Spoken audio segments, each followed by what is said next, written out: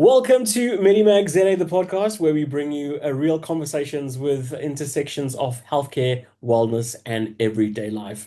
In today's episode, we're diving into a healthcare professional wellness space, the emotional, mental, and psychological load carried by the very people who care for others.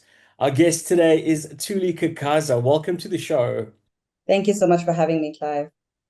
Awesome. Tuli, let's start with your journey. What drew you into trauma counseling and employee wellness? And when did you realize that it was more than a job, it was your calling? I think I'll start with the calling bit because that one is what came across, I think, a lot quicker. That happened in childhood. Interestingly, I'd always had a passion and an interest towards studying psychology. Then I just had a medical challenge in my matric year, so my mother wasn't comfortable with me going further than a reasonable radius. So the University of Forte was over, UP or Nelson Mandela University, because I'm from a small town called King Williamstown in the Eastern Cape. And then while there in studying social work, the first year I was like, what is this? I didn't even want this. And then failed my major, right? We go through a couple of hurdles as we move.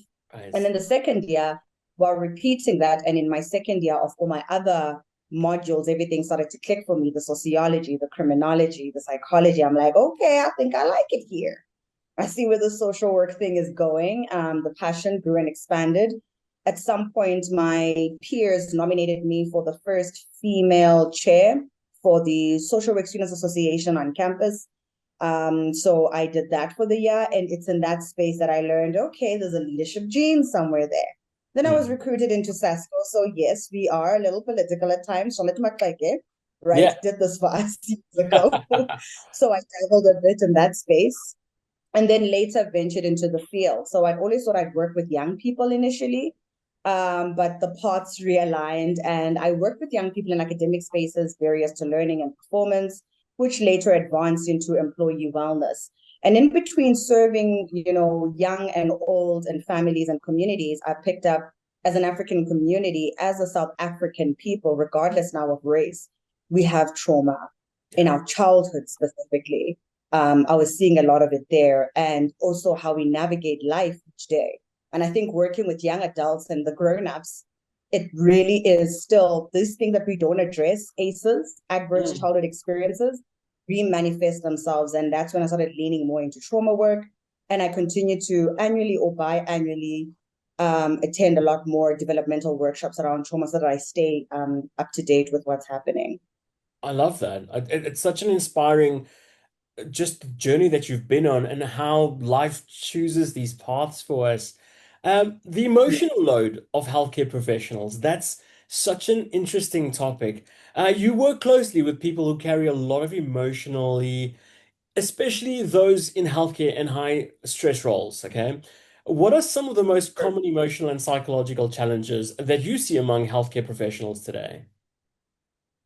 I think one of the common ones, or I'll even use myself as an example in, with this one, where it's been quite a trying year, personal life, lost a sibling, brutally murdered. So then somewhere earlier was an incident with a client while in service. And from that, what I realize is that we really underestimate the significance of post-care.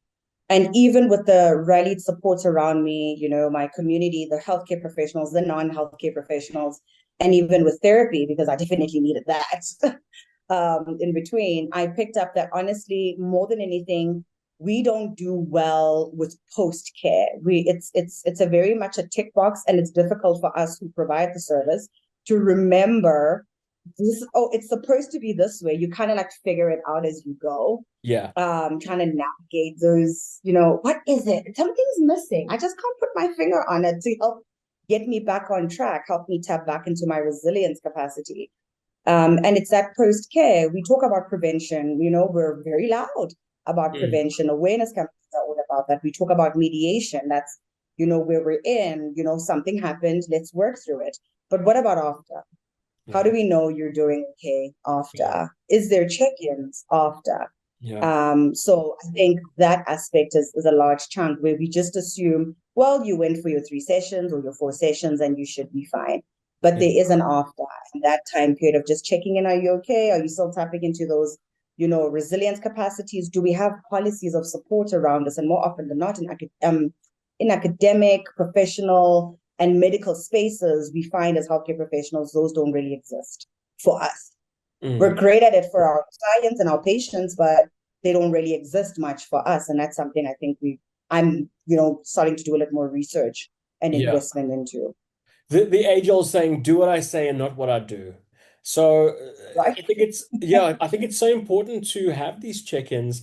And it brings me to the next question, Tuli. Trauma that doesn't look like trauma, okay? Many people like trauma is only linked to big dramatic events. In your work, what are Yes. some of the quieter and less obvious forms of trauma that show up in the workplace, especially in the healthcare settings? Oof. I think, first off, I like to always reintroduce the term because it's a perceived threat. And it's about the mental imprint that that particular experience or incident leaves for you from a mental perspective as well as from a nervous system perspective. So it's stored in the mind through memory and stored in our bodies through the nervous system. Mm. And what happens for us as healthcare professionals within doing our work is, well, I handled the crisis, it's been managed, and then you go back in the same space, but you didn't consider what you handled was quite a lot. In the crisis mode, because we're problem solvers, that's what we're in the profession of doing.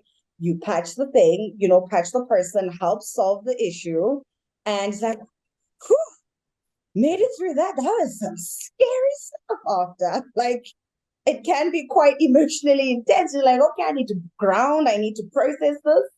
So I think one of the things is just the it's important for us to always know it's not personal. That memory, especially when dealing with clients in severe cases, and I guess from a medical perspective, that's going to be like really dramatic in terms of what you're seeing visually.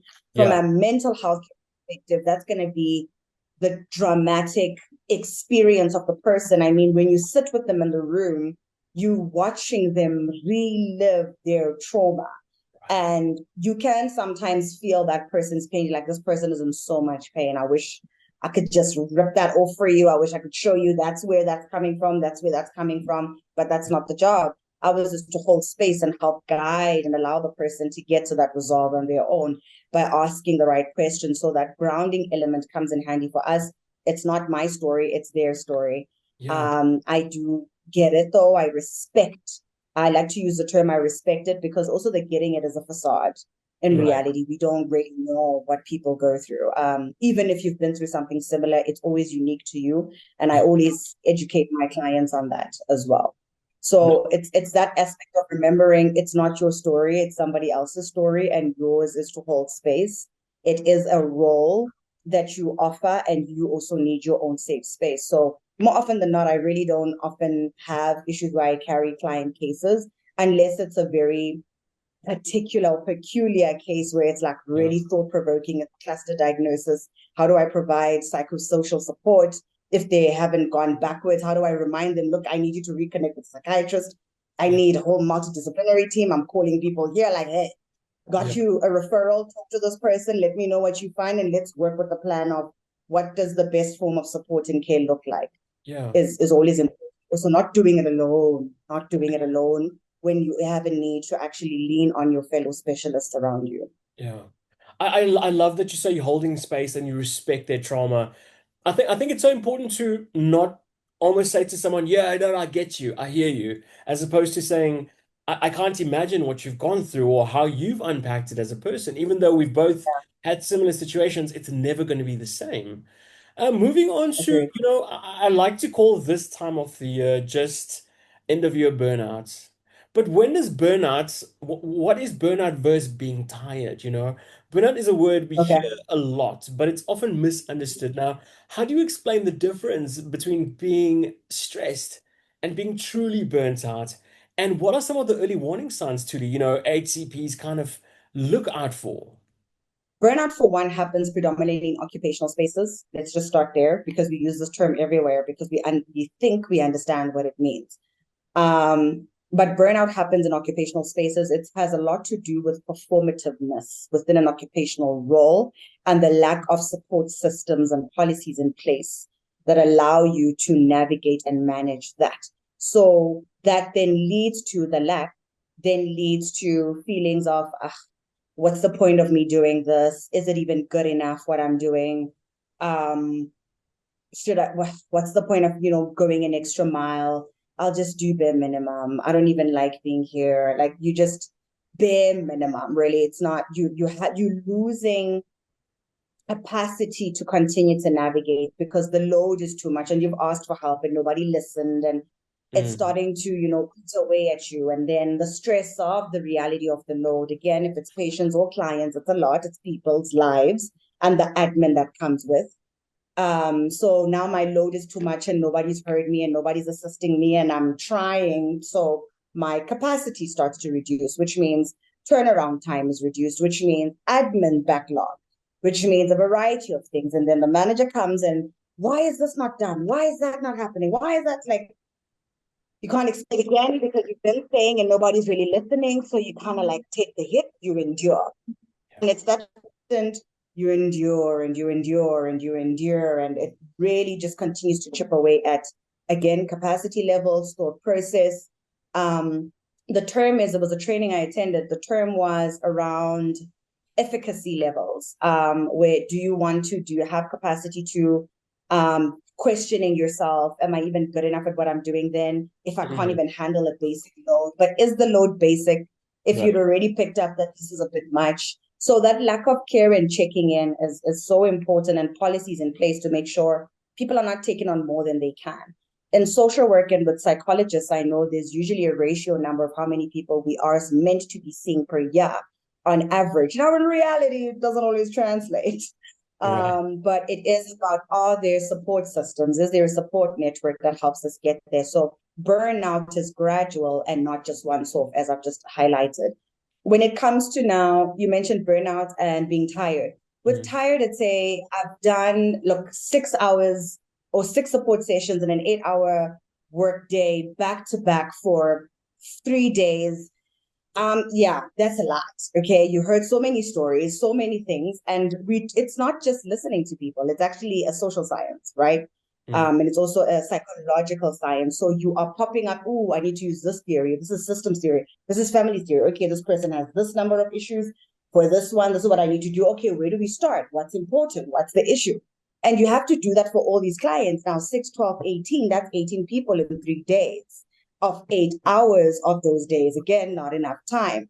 So those kind of things, then when now you're tired, your mind can't think well anymore. Physiologically, we start to experience that, I'm forgetting things, the absent-mindedness. Now, that's fatigue and it's actually elevated levels of that kind of kicking in. But again, with burnout, it's chronic stress exposure over periods of time without mediation, support, or assistance.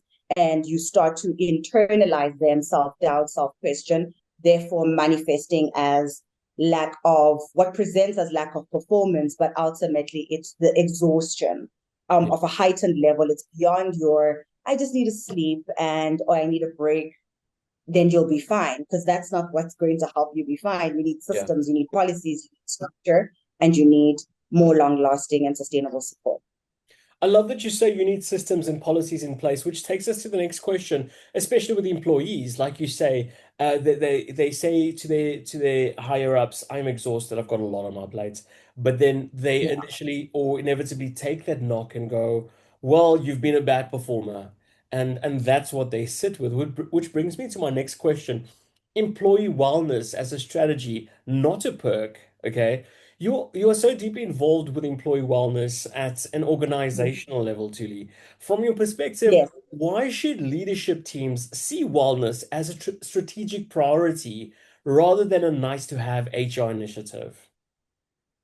I love this question because more than anything, what I love to say when I talk to the various organizations, NGOs, private companies, entities, associations, etc., what I always like to emphasize is that employee wellness is not exclusive of leaders. What I've seen in experience and interacting with leaders is that they actually feel nobody cares for them.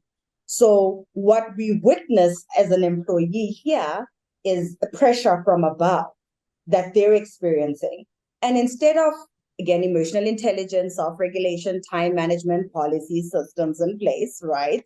What we see is a reactiveness coming down on somebody else because you haven't learned that interpersonal skill and leadership from a trauma-informed or at-risk perspective, rather, is the language I like to use. The at-risk perspective is not what's being applied. It's just this is a demand, where's the answers, tell me why this isn't done.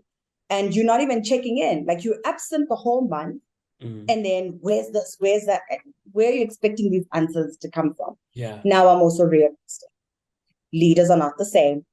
Personalities are not the same, nor characters and the like. So I don't also encourage where if you know you're not a people person, like you're a more business, get stuff done, let's get to the bottom of it. Don't overextend yourself to do something that's not really going to work, because now you're going to traumatize everybody with one-on-one contact with you. Yeah. But hire well, delegate, share the responsibility. There are people under you. What is their role? And offering them the support they need to sufficiently execute their role.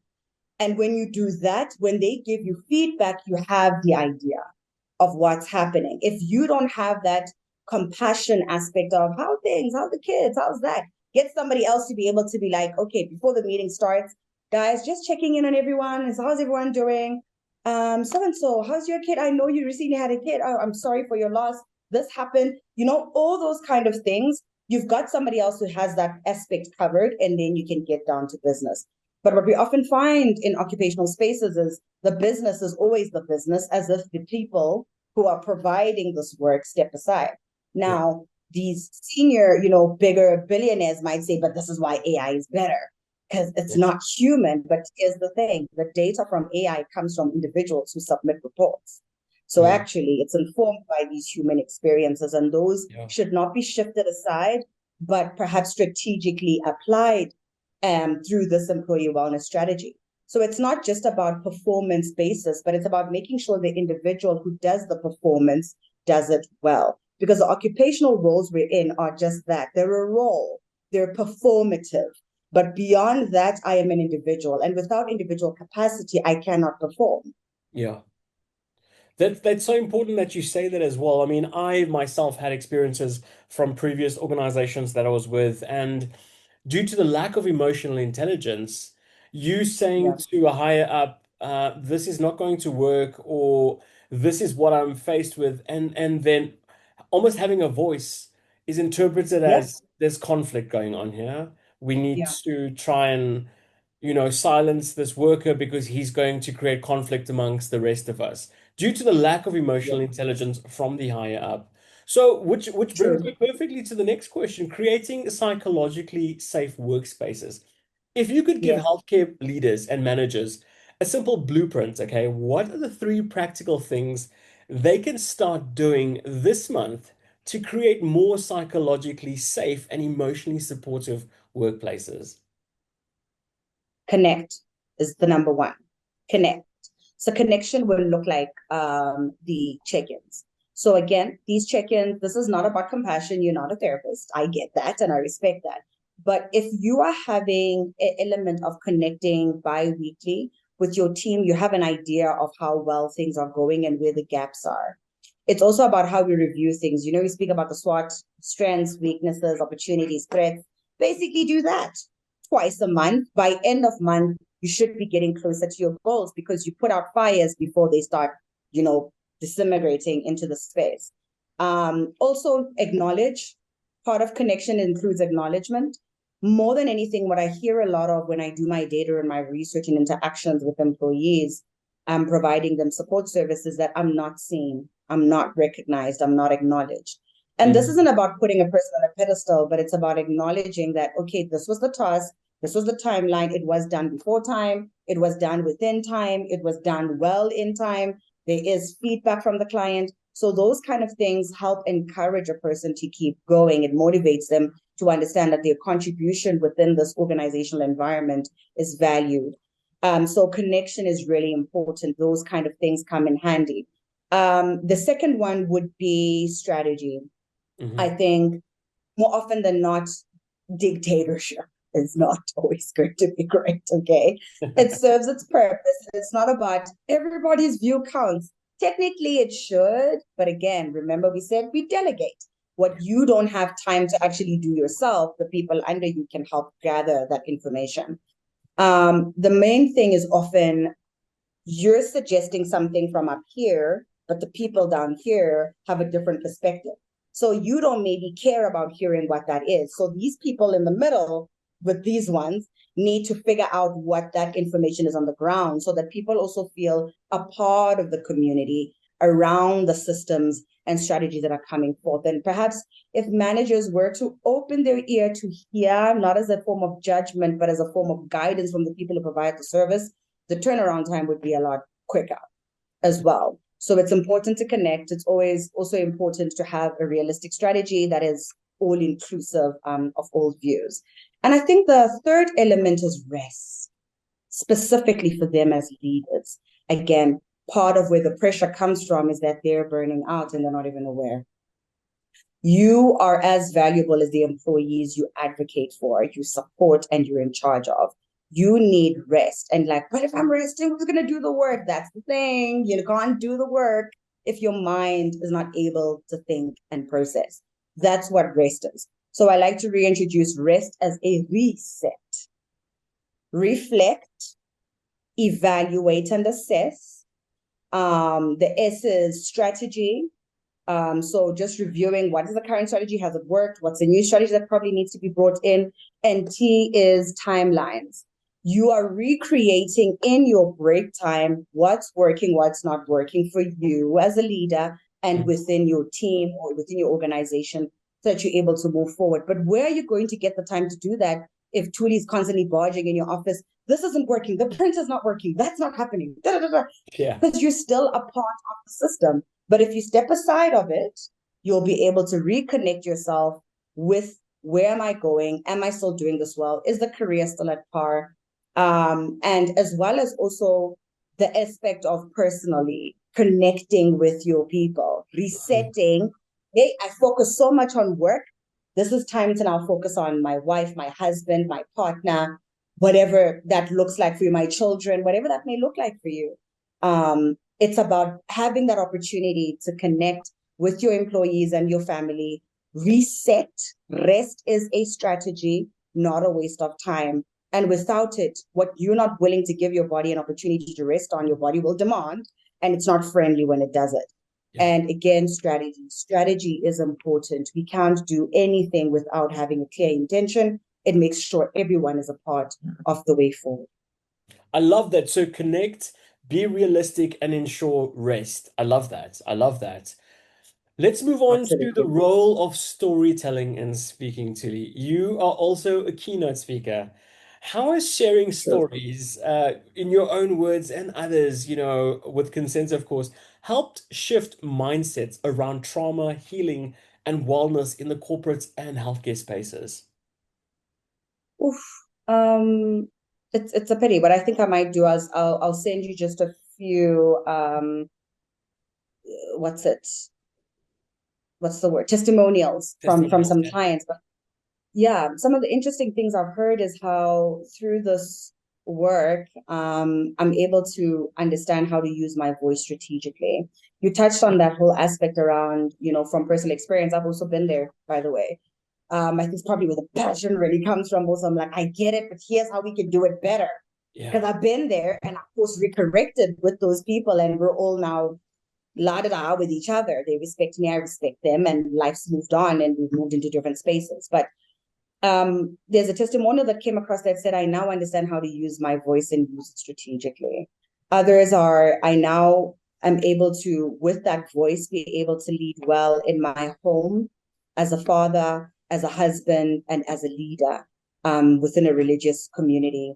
Another one I've heard of is the tone. So I have a coaching turn in my delivery, like multiple, learnings from the background here I've applied to mold me into this delivery to my audience. And they pick up that coaching tone and they find that, with that, it really encourages them. I keep psychotherapy quite pragmatic. It's not just a theory or somewhere in the sky, but it's about what can I do now? The Mm, probing questions of, okay, what are you willing to do differently? What's the practicality? What does that practically look like for you?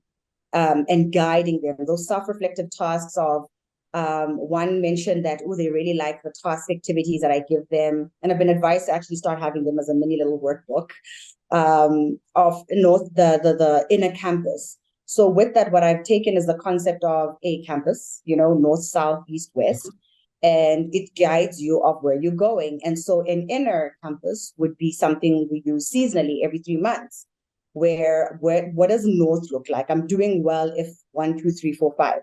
I'm not doing well if 1, 2, 3, 4, 5. I'm willing to negotiate and be flexible and accommodate 1, 2, 3, 4, 5. And I'm not negotiating and flexing on 1, 2, 3, 4, 5. Anything in between is either you going too far off on the end or you are still within adaptability, because we need to remain flexible, because being rigid is not going to get you far. mm, So those kind of feedbacks have been things that they found are helpful. The tools, the self-reflective tasks, the tone of delivery, the manner of hearing and openness. I believe in hearing the client from their lens and not trying to take them through my own personal lens. Yes, I have professional expertise and experience, and they do come through, but I'm always invested and curious about, but what is that? What is that like for you? Yes, many people have gone through what you've gone through, but your unique experience is unique to you. What does that feel like to you in your nervous system? I teach a lot about the nervous system work. I do a lot of research around neuroscience as well, because it speaks again to the nervous system. And the mm, more aligned we are with our bodies, the better we get at actually decision making. mm. Because sometimes cognitively, we're not fully present in understanding that I don't feel safe here, but our bodies will tell us with that resistance, I'm not doing what I know I should be doing. Maybe I need rest. I might be not safe there. It's a variety of things. So learning to listen to your body, and your emotions are not weapons formed against you, but if they're not processed and they're not acknowledged, they can be. But when they are, they become tools that help guide and serve you. I love this. I can actually hear the passion just emanating from you, and it's felt like a bit of a therapy session. So thank you for that one. Finally, Tuli, what's your message to healthcare professionals and employees out there? Um, to my fellow healthcare professionals, we matter. Okay. We give so much of ourselves, especially in our 20s and our 30s. The 40s need a shift. We need to realign, rebalance, and navigate spaces, and staying open to also delegate and share information so that others can also help us carry the load. You cannot save the world. It's something that we all have to remind ourselves of. Um, but you do your best to make sure you're presenting as your best self while you do it. And the only way to do that is make sure you incorporate rest as a key strategy. So that's for healthcare professionals. And for the employees and leaders in the world, they are human beings in the environment, and that's why there's conflict. It's different personalities and different characters coming into one space, which should come then, the strategy, come together towards a common and specific goal. But if you're pulling in one direction and another's pulling in a different direction, we're not going to be able to hear each other. And so it's important to learn to sit and listen. Mm, Listen to what the other person is saying. You might learn something from there, and that's why that connection aspect comes in. Connection isn't always about now we're going to be besties at the end of it, but connection means I have a difference in opinion to what you're saying, and I'm willing to hear your view. Like, show me what you see. I might not see it that way, but let's try and yeah. let's move it forward. Not always personalized things that are happening in the workplace. Again, easy for me to say sitting from here, but also not easy for me to say, because having lived through that experience myself and guiding a series of people who go through those kind of experiences to date, I find that when we over personalize, because we're so overly invested in the workplace without a life outside, is where the imbalance comes in. Because now that, how dare you not pay attention to me? So leaders, employees have a life outside of work. It is a role you play. It pays the bills. Yes, sometimes it doesn't pay enough of them, but it pays some bills, okay? And it is important that you enjoy the space that you're in, but when you're not enjoying it, remind yourself, why am I here? and what am I contributing here? Not all leaders will know how to tell you, so learn to tell it to yourself. And again, that also applies to the leaders in charge of, employees. Not everyone is going to tell you the value of what you bring. So remember to take that reset time to reflect and see what is it that you are doing and that's going well. I love it. I love it. Said so well and so inspiring. There you have it. Thuli, thank you so much for the powerful and honest conversation. You've reminded us that wellness and healthcare, or wellness for healthcare rather professionals, isn't a luxury, it's a lifeline. And that, emotionally healthy teams don't just happen by accident. So thank you so much for your inputs today on MediMag ZA, the podcast. Thank you so much. Wishing you and your team as well all the best. And thank you so much for holding spaces like these. We really do need them. Thank you so much, Thuli.